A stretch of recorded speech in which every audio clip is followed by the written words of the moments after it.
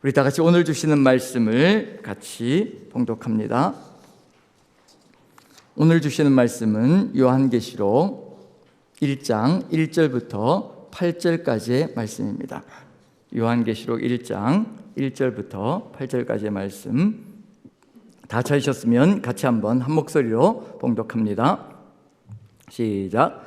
예수 그리스도의 계시라. 이는 하나님이 그에게 주사 반드시 속히 일어날 일들을 그 종들에게 보이시려고 그의 천사를 그 종 요한에게 보내어 알게 하신 것이라. 요한은 하나님의 말씀과 예수 그리스도의 증거 곧 자기가 본 것을 다 증언하였느니라. 이 예언의 말씀을 읽는 자와 듣는 자와 그 가운데에 기록한 것을 지키는 자는 복이 있나니 때가 가까움이라. 요한은 아시아에 있는 7 교회에 편지하노니 이제도 계시고 전에도 계셨고 장차 오실 이와 그의 보좌 앞에 있는 7 영과 또 충성된 증인으로 죽은 자들 가운데서 먼저 나시고 땅의 임금들의 머리가 되신 예수 그리스도로 말미암아 은혜와 평강이 너희에게 있기를 원하노라. 우리를 사랑하사 그의 피로 우리 죄에서 우리를 해방하시고 그의 아버지 하나님을 위하여 우리를 나라와 제사장으로 삼으신 그에게 영광과 능력이 세세토록 있기를 원하노라. 아멘.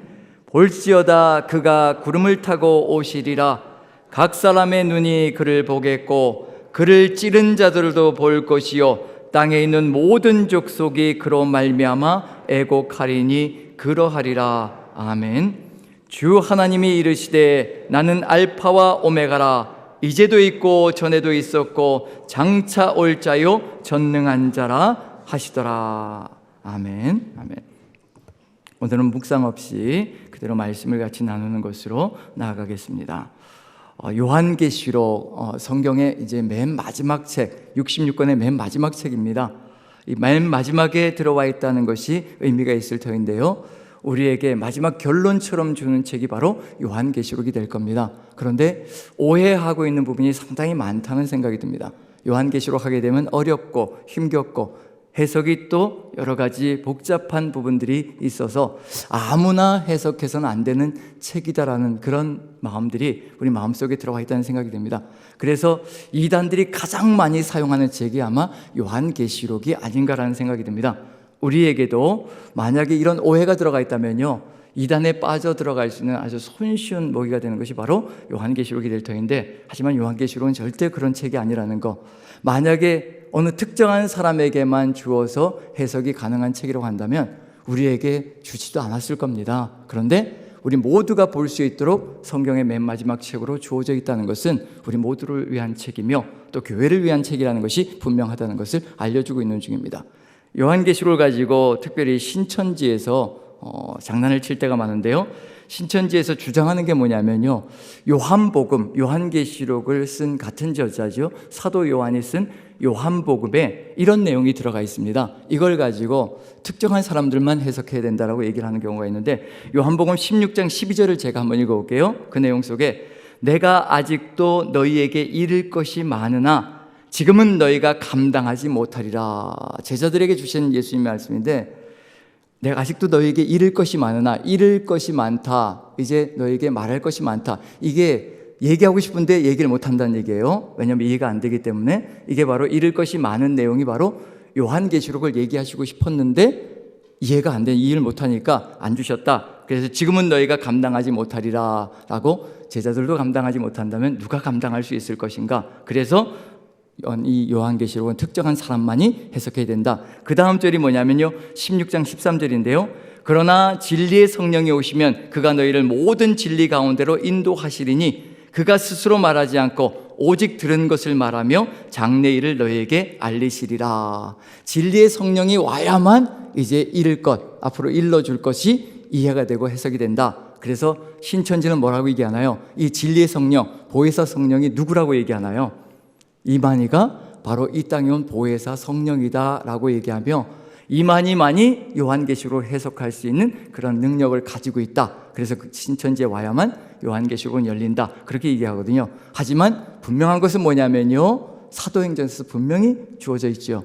진리의 성령께서 모든 사람들에게 강림해 주셨습니다. 어느 누구든지 예수 그리스도를 구주라고 고백하며 자신의 죄를 회개하고 주께로 나오는 자, 오직 성령께서 함께 하셔서 성령의 뜻을 이루어 가실 것이라는 것. 그래서 지금 우리 모두에게는 성령의 임재가 있고 진리의 성령께서 함께 하시며 보혜사께서 이끌어 가시거든요. 그럼 우리 모두가 다 성경을 이해할 수가 있고요, 요한계시록도 이해할 수 있는 길을 가지고 있다는 겁니다. 그래서 어느 누구에게 특정한 사람에게 주어져 있는 것이 아니라 교회에게 주신 책이 바로 요한계시록이며 우리 모두가 그것을 읽을 수 있고 이해할 수 있는 존재가 된다는 것. 그렇지만 상징적인 내용과 어려운 부분들이 있기 때문에 주의해서 해석해야 될 부분이 있다는 것은 분명합니다. 그렇지만 요한계시록을 주셨을 때는 우리 모두에게 주셨고요, 그리고 또 특별히 요한계시록의 내용이 어떤 때 주어진 책인가? 핍박이 가장 극렬할 때 주어진 책입니다. 육체적인 죽음이 눈앞에 펼쳐져 있고 영적인 죽음이 눈앞에 펼쳐져 있는 것, 육체적인 핍박과 영적인 핍박, 즉 유혹들이 가득히 들어차 있는 시대에 주어진 책이라는 점에서 지금 우리 시대와 동일하다는 생각이 듭니다. 어느 시대든지 요한계시록이 적용이 안 되는 시기가 없거든요. 우리는 육체적인 핍박을 넘어서서 영적인 유혹들이 너무도 극렬한 시대에 살아가고 있는 중입니다. 그 시대를 능히 이길 수 있는 길을 열어가는 것이 바로 요한계시록 속에 답으로 주어져 있거든요. 그 내용이 우리의 삶의 여정 속에서 우리에게도 적용되어진다면 우리는 지금 주어진 모든 상황을 능히 이기며 걸어갈 수 있는 존재가 될 것이라는 것. 그 비결로 이제 요한계시록은요, 서론 부분에서 세 가지의 특징을 얘기해 줄 겁니다. 오늘 저희가 읽은 1절부터 8절까지 해서 요한계시록의 세 가지 특징이 있거든요. 이 세 가지 특징을 이해하면 바로 요한계시록이 우리에게 주어진 책이며 이미 우리는 승리한 존재로, 이긴 존재로 나아갈 수 있는 길을 다 가지고 있다는 것. 세상에 어떠한 유혹과 핍박이 올지라도요, 그 모든 것들을 능히 이겨낼 수 있는 길이 우리에게 다 주어진 것이 바로 요한계시록이라는 점에서 우리는 이미 길을 가지고 있다는 겁니다. 그래서 세 가지 특징을 가지고 한번 살펴보려고 하는데요, 첫 번째 특징은 뭐냐면 첫 번째로 나와 있는 1절의 내용입니다. 1절을 같이 한번 읽으면서 요한계시록은 이런 특징을 가지고 있기 때문에 우리는 이 세상 속에서 어떤 상황 속에서도 이길 수 있는 존재가 될 것이라 같이 한번 읽어봅니다. 1절입니다. 같이 읽습니다. 시작. 예수 그리스도의 계시라. 이는 하나님이 그에게 주사 반드시 속히 일어날 일들을 그 종들에게 보이시려고 그의 천사를 그 종 요한에게 보내어 알게 하신 것이라. 여기서 우리에게 주어지지 않은 것이 한 가지 있는데, 반드시 속히 일어날 일들, 이 속히 일어날 일들은 우리의 손에 우리에게 해석할 수 있도록, 우리가 알 수 있도록 열어주십니다. 그런데 속히라는 시간적인 개념에 있어서요, 시간은 절대로 우리의 손에 주어지지 않았습니다. 때는 하나님의 손에 주어져 있습니다. 언제 어느 때 무슨 일이 일어날 것인가, 그 시간적인 순서에 있어서는 하나님의 손에 주어져 있습니다. 우리는 무엇을 보고 가느냐면요, 어느 때 무슨 일이 벌어질지라도 어떤 상황 속에서도 능히 이길 수 있는 길을 우리가 열어갈 수 있도록 우리에게 깨닫게 만들어 주셨지, 시간을 가지고 우리가 가지고 살아갈 수 있는 그런 법은 우리에게 주지 않았습니다. 시간은 하나님께 속해 있습니다. 어느 때 어떤 일이 벌어질지, 그리고 무엇이 우리에게 닥쳐올지, 그것은 하나님의 손에 있고요, 우리는 어떤 상황이 닥쳐올지라도 그 상황 속에서 능히 이길 수 있는 길이 우리에게 주어져 있다는 것, 그걸 우리에게 보여주는데, 그 순서를 보면요, 예수 그리스도의 계시인데 하나님이 그에게 주셨고, 예수 그리스도에게 주셨고, 즉 하나님께서 주님께 주셨고, 그 주님께 주신 것이 천사들을 통하여서 그 종 요한에게 주어졌고, 또 요한을 통해서 또 누구에게 주어졌느냐? 그 종들에게 전달되어졌다고 얘기를 합니다. 예수 그리스도의 종으로 살아가는 우리 모두가 다 이 요한계시록이 우리에게 주어진, 즉 우리가 받은 것이라는 것을 분명히 알려주고 있는 중입니다.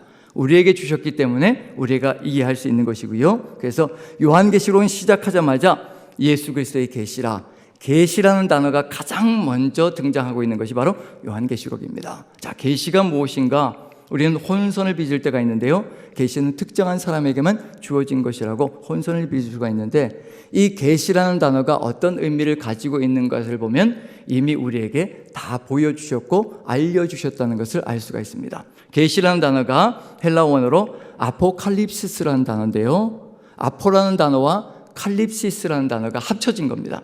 아포라는 단어는 분리하다라는 뜻이고요, 분리해내는 것, 그런 뜻이고, 칼립시스는 덮인 것, 베일, 막이라는 뜻이거든요. 그럼 무슨 뜻일까요? 무엇을 분리시켜 버리는 건가요? 바로 덮여져 있는 막 커버를 분리시켜 버리는 겁니다. 그럼 뭐가 드러날까요? 감추어져 있는 것이 다 드러나는 것을 의미하는 겁니다. 다 열어서요, 그동안 감추어져 있던 것을 다 환하게 열어서 우리에게 알려주는 책이 바로 아포칼립시스, 즉 계시라는 책입니다. 그럼 무슨 얘기일까요? 어느 누구든지 환하게 알 수 있는 책이 바로 요한계시록이라는 것을 우리에게 보여주고 있는 중이거든요. 가려져 있는 책이 아니라는 겁니다. 열어서 우리에게 깨닫게 해주시고 알려주시는 책이라는 얘기거든요. 그래서 우리도 보고 느끼고 그리고 깨달을 수 있는 모든 것들이 이 안에 다 들어가 있다는 것. 왜 보여주시는 것일까? 극렬하게 박해가 주어져 있고 그리고 삶과 죽음이 눈앞에 펼쳐져 있는 상황 속에서, 유혹이 펼쳐져 있는 상황 속에서 이것을 어떻게 겪으며 나가야 될 것인가, 그 미래를 다 보여주시는 겁니다. 그 미래의 결론은 뭐냐면요, 이미 결론까지 우리에게 다 보여주시는 거거든요. 결론이 뭐냐면 예수 그리스도께서 반드시 이기신다는 겁니다. 지금 십자가에서 이기신 그 주님께서 우리의 모든 삶의 여정 속에서 사단의 모든 역사를 이기고 결국 마침내 승리하시는 역사가 미래에 펼쳐져 있다는 것을 우리에게 미리 열어서 보여주시는 겁니다. 한 가지 예를 든다면요, 우리가 축구 경기를 볼 때 생중계로 볼 때와 재방송으로 볼 때 어떤 차이가 있을까요? 요한계시록은 지금 그걸 얘기하고 있는 중이거든요. 축구 경기를 보는데 생중계로 보는 겁니다. 누가 이기는지는 몰라요. 지금 보고 있는 중입니다. 마음속에 뭐가 가득 들어 찰 것이냐면 긴장감과 때로는 질 것인가 이길 것인가는 두려움도 마음에 들어가거든요. 그게 생중계입니다. 그런데 재방송으로 보는 겁니다. 3대2로 이겼습니다. 이긴 걸 알고 재방송을 보는 겁니다. 어떤 느낌일까요? 처음에 대한민국이 골을 먹었습니다. 당한 거예요. 이제 다른 팀이 골을 넣은 겁니다. 그때 마음이 어떨까요? 우리는 알죠.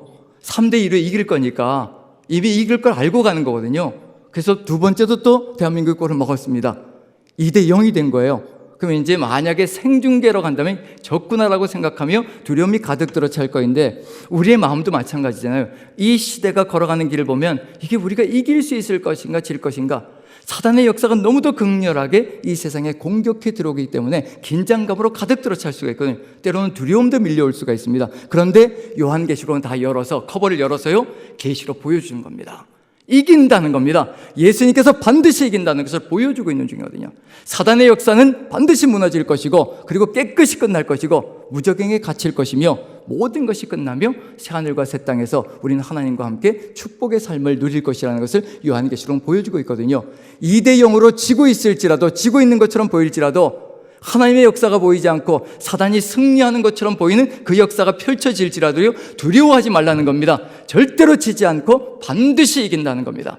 예수님께서 우리를 이기게 하신다는 겁니다. 그리고 마침내 새 골이 들어가면서 대한민국이 이기는 것, 생중계와 중계, 재방송, 우리가 그걸 보고 있는 것, 그 요한계시록은 생중계가 아니라 재방송을 보고 있는 중입니다. 만약에 이것을 알고 있다면, 이 이긴다는 것을 알고 있다면요, 어떤 일이 벌어질까요? 일제강점기로 예를 든다면요, 지금 우리가 일제강점기로 돌아가서 우리가 삶을 살아간다면 어떤 삶을 살아갈 것인가? 두 가지 선택의 기로가 있습니다. 일제의 앞잡이가 되어서 살아갈 것인가? 독립군으로 살아갈 것인가? 어떤 선택이 일어날까요? 바로 지금도 마찬가지라는 겁니다. 요한계시록은 반드시 이긴다는 것을 우리에게 알려주고 있는 중이거든요. 그럼 이 상황 속에서 세상과 타협하며 살아갈 것이냐, 아니면 예수 그리스도의 제자로서 이 세상을 이기며 주님의 뒤를 따라갈 것이냐, 그 선택의 기로에 서 있는 거거든요. 그 선택의 기로에서 바른 선택을 하게 만들어주려고 요한계시록을 다 열어서 미래를 다 보여주시는 겁니다. 반드시 주님께서 이긴다는 얘기거든요. 만약에 일제강점기로 우리가 다시 돌아간다면 우리는 절대로 일제 앞잡이가 되지 않을 겁니다. 왜냐하면 1945년 8월 15일 날 해방이 일어날 것이라는 것을 우리는 이미 알고 가고 있는 중이거든요. 조금만 더 견디면 된다는 겁니다. 조금만 더 이겨내면 된다는 얘기거든요. 그러면 승리가 바로 눈앞에 있다는 것을 깨닫고 가는 책이 바로 요한계시록입니다. 그래서 요한계시록 1장부터 21장까지 전체를 다 열어주셨을 때는요, 이렇게 결론이 나고 말 것이라는 것을 우리에게 보여주는 겁니다. 그게 바로 계시의 목적이라는 얘기거든요. 열어주시는 목적입니다. 절대로 세상에 타협하지 말라는 겁니다. 주님께서 반드시 이기실 것이기에 함께 하시고 계시기에 우리는 그 길로 나아간다는 것, 그리고 이 이기는 길이 이미 주어져 있다면요, 그 다음에 보여주는 것이 있지요. 이것이 바로 우리가 어떻게 살아가야 될 것인가를 두 번째 특징을 통해서 보여주는 겁니다. 한번 읽어보죠. 2절 3절입니다. 계시 다 열려졌는데 이 계시를 우리가 어떻게 살아가야 될 것인가. 2절 3절 같이 한번 읽어보죠. 같이 시작. 요한은 하나님의 말씀과 예수 그리스도의 증거 곧 자기가 본 것을 다 증언하였느니라.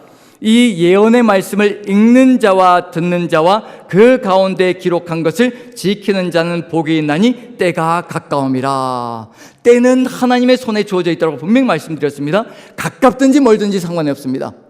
1000년이 지나갔든 2000년이 지나갔든 그것은 하나님의 손에 있는 겁니다. 그렇지만 우리의 손에 쥐어져 있는 것이 있습니다. 우리의 손에 주어져 있는 것이 있거든요. 살아가는 삶은 우리에게 주어져 있습니다. 어떻게 살아가야 될 것인가, 어떻게 결정하며 결단하며 걸어가야 될 것인가, 그게 우리에게 주어져 있는 책임입니다. 때는 하나님의 손에 맡겨져 있고요, 길든지 짧든지 살아가는 삶은 우리에게 주어져 있으니, 여기서 보면 요한은 하나님의 말씀과 예수 그리스도의 증거, 이 계시는 곧 뭐가 될 것이냐면요, 하나님의 말씀과 예수 그리스도의 증거라고 분명히 선포하고 있습니다. 여기서 두 가지가 다 들어가 있는 거거든요. 자, 지금 현재 상태는 요한계시록의 이 계시가 주어질 때는요, 신약 성경은 없었습니다. 아직 신약 성경은 묶여지지 않았던 때거든요.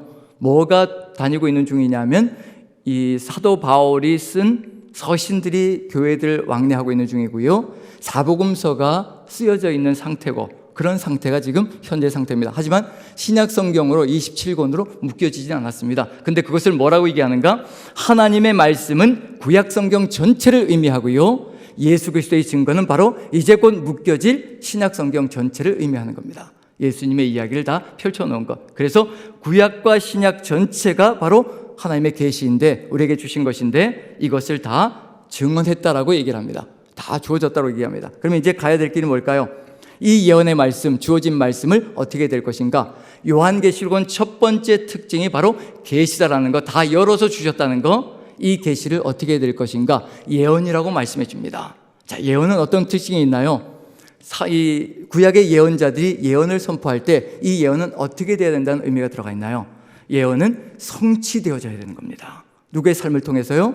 바로 백성들의 삶을 통해서, 우리의 삶을 통해서 이 예언의 말씀은 한치 어김도 없이 그대로 이루어져야 되고 성취되어져야 되는 것, 삶으로 살아가야 된다는 의미가 들어가 있거든요. 그래서 그 다음에 세 가지가 들어가 있습니다. 이 예언의 말씀은 읽는 자와 듣는 자와 그 가운데 기록한 것을 지키는 자. 자, 읽는 자가 있고 그 다음에 듣는 자가 있고요, 그 다음에 기록한 것을 지키는 자가 있습니다.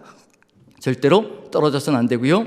이 당시에 문서가 전해지면 이것은 한 사람이 읽게 되어 있습니다. 지금 우리는 전체가 같이 책을 가지고 읽는 문화가 있지만요, 그 당시에는 양피지에 기록되어져 있는 편지이기 때문에 이 편지를 한 사람이 가지고 가서 읽어주는 거죠. 그래서 읽어주는 사람은 한 사람이고 듣는 사람은 다수가 되는 겁니다. 그래서 여기서 숫자가 나와 있지 않은데, 읽는 자는 단수형으로 되어 있고요, 듣는 자는 복수형으로 되어 있고, 지키는 자들도 복수형으로 되어 있습니다. 한 사람이 읽어주면 듣는 자들이 듣고 지키는 길로 나가는 것. 그래서 우리가 걸어가야 될 길이 무엇인가? 이 말씀이 주어진 것을, 우리에게 주어진 책임은 뭐냐면요, 읽어주면 그것을 듣고, 우리가 듣고 들은 것을 지켜나가는 삶, 이것이 이루어질 때 하나님의 말씀 속에서 우리는 이기는 자로 나아가는 역사가 펼쳐진다는 것, 그걸 알려주고 있는 중입니다.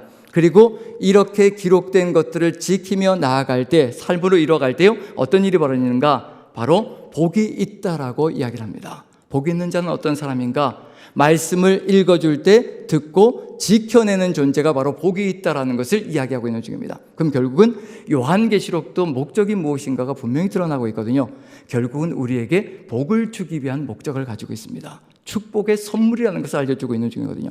그리고 특징적으로 이 복이 있다라는 말이 요한계시록에 몇 번 등장할까요? 제가 보통 이렇게 몇 번 등장합니까? 라고 질문을 드리면 몇 번이라고 얘기하면 거의 80% 맞는다라고 말씀드렸던가요? 7번 등장합니다. 무슨 의미일까요? 요한계시록은 복이 있다라는 단어를 7번 사용하면서 완전한 복을 우리에게 주시기 위한 목적을 가지고 이 요한계시록을 우리에게 열어주셨다. 그래서 절대로 지지 않고 끝까지 견디면서 나아가는 자, 하나님의 말씀을 읽고 그 다음에 듣고 지켜내는 삶을 살아나갈 때 우린 이 세상 속에서 능히 이기며 나가는 존재가 되며 결국 그로 인하여서 축복의 선물을 받는 존재가 될 것이라는 것. 그래서 맨 마지막 축복의 선물은 뭐냐면요, 맨 마지막에 복이 있도다는 바로 하나님의 성전인 새 예루살렘에 들어가서 하나님과 함께 어린 양과 함께 혼인잔치에 참여하여 영생을 누리는 길로 가는 것이 바로 마지막 복이 있도다로 들어갑니다. 차근차근 걸어가면서요, 결국은 우리에게 영생의 축복을 주고자 하는 목적을 가지고 있는 것이 바로 요한계시록의 내용이라는 것. 그래서 우리에게는 이것이 어렵고 힘겨운 책이 아니라 축복의 선물이라는 것을 분명히 이해한다면요, 하나님과 함께 나가는 삶이 이루어질 수 있을 것이라 생각되어집니다. 우리 모두가 바로 그 길로 나가게 하기 위해서 요한계시록의 세 번째 특징이 있습니다. 첫 번째가 계시, 모든 것을 열어준 내용이고요, 그 다음에 두 번째가 예언으로 우리가 이 예언의 내용을 삶으로 살아내야 될 말씀이라는 것을 분명히 보여주고 있고요, 그 다음에 세 번째로 이 세상의 모든 백성들이 이 삶으로 나아가게 하기 위해서 세 번째 특징이 있습니다. 한번 읽어보지요. 4절 5절입니다. 같이 한번 읽어봅니다. 같이 시작. 요한은 아시아에 있는 7교회에 편지하노니 이제도 계시고 전에도 계셨고 장차 오실 이야 그의 보좌 앞에 있는 7영과 또 충성된 증인으로 죽은 자들 가운데서 먼저 나시고 땅의 임금들의 머리가 되신 예수 그리스도로 말미암아 은혜와 평강이 너희에게 있기를 원하노라. 요한은 아시아에 있는 7교회에 편지한다라고 얘기합니다. 요한계시록은 편지라는 겁니다. 편지. 그래서 7교회에 편지한다. 무슨 의미일까요? 또 7이라는 숫자가 등장하거든요. 7교회에 편지한다는 것은 이 세상 모든 세계의 모든 교회를 다 의미하는 겁니다. 지금 우리에게까지 도착해 있는 중이거든요. 요한계시록은 그래서 교회에 주어진 책이지 어느 특정한 한 사람이 해석하고 이해해야 될 책이 아니라는 것을 분명히 알려주고 있는 중입니다. 우리 모두가 보고 듣고 이해하고 그리고 깨달아서 지켜나가야 될 책이 바로 요한계시록이라는 것, 지금 우리에게 이 편지가 도달해 있다는 것을 알려주고 있는 중입니다. 누가 이 편지를 이해할 수 있을 것인가? 바로 하나님, 이제도 계시고 전에도 계셨고 장차 오시리 하나님이 함께 하시며 전능하신 하나님이 함께 하시며 그 다음에 보유자의 7명이라고 분명히 얘기하고 있습니다. 7명이라는 얘기가 뭘까요? 완전한 성령의 역사를 의미합니다.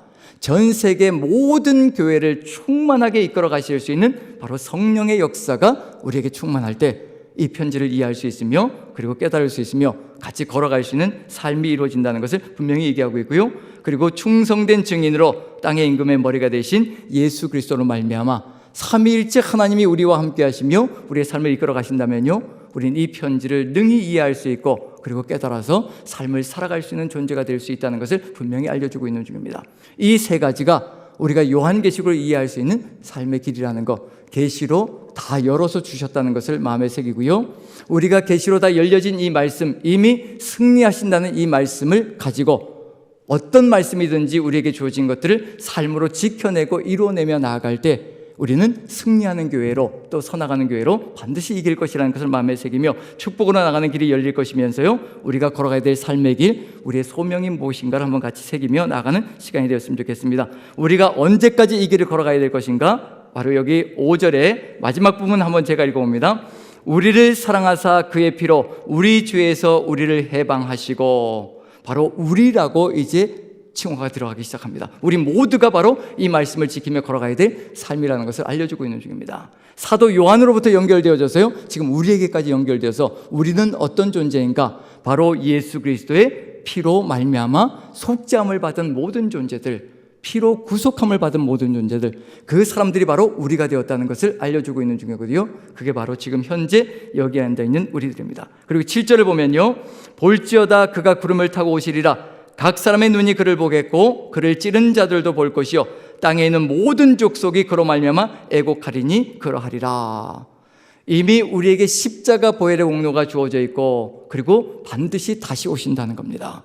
예수님께서 다시 오시는데 다시 오실 때까지 우리가 살아가야 될 삶의 길이 무엇인가? 그 가운데 들어가 있는 것이 바로 우리가 이 세상 속에서 살아가야 될 소명의 길이라는 것을 알려주고 있는 중입니다. 우리가 어떤 삶을 살아가야 될 것인가? 자, 6절이 우리가 걸어가야 될 삶의 길을 얘기합니다. 같이 한번 읽어봅니다. 시작. 그의 아버지 하나님을 위하여 우리를 나라와 제사장으로 삼으신 그에게 영광과 능력이 세세토록 있기를 원하노라. 아멘. 예수님께로부터 구속함을 받은 것이 우리의 시작이었고요, 예수님께서 다시 오신다고 하십니다. 그때까지 우리는 어떤 삶의 중심에서 살아가야 될 것인가? 나라와 제사장으로서의 사명을 감당하며 걸어가야 될 것이라는 것.